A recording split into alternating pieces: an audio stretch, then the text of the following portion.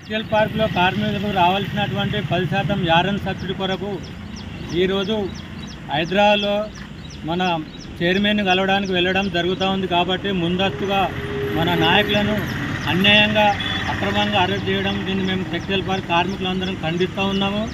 మరి అదేవిధంగా మాకు రావాల్సిన 10% యారన్ సబ్సిడీని ఎన్నోసార్లు ఇక్కడ తిరుచులలో ఏడి గారికి మన పార్కులో ఏడి గారికి కూడా ఇవ్వడం జరిగింది.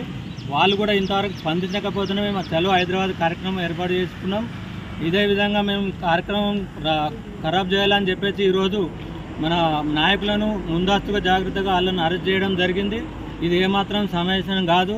మరి కార్మికులకు రావాల్సినటువంటి 10% యారన్ సబ్సిడీని మరి గతంలో ప్రభుత్వం 4 సంవత్సరాలు యథావిధిగా ఒక మీటర్కు ₹42 అందించడం జరిగింది.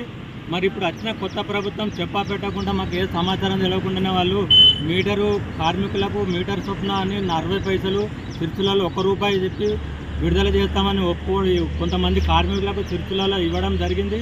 ఇది సరైన పద్ధతి కాదు. మేము కొత్తగా మాకు ఎక్కువ ఇవ్వమని అడగడం లేదు. మాకు రావాల్సినది ఏదైతే ఉందో మాకు 10% అది ₹42 ఒక మీటర్కు అదేవిధంగా మాకు కార్మికుల ఖాతాలో జమ చేయవలసింది కోరుతా ఉన్నాము.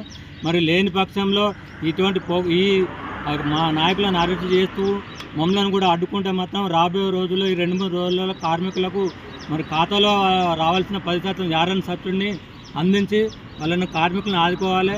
మరి అదేవిధంగా చూసుకున్నట్టయితే 4-5 నెలల నుండి ఇక్కడ తిరుచులలో పని లేని పరిస్థితి ఉంది.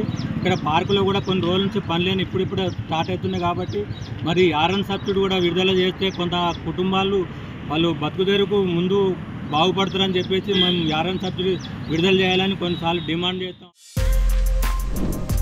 For more videos like this, subscribe Big TV channel.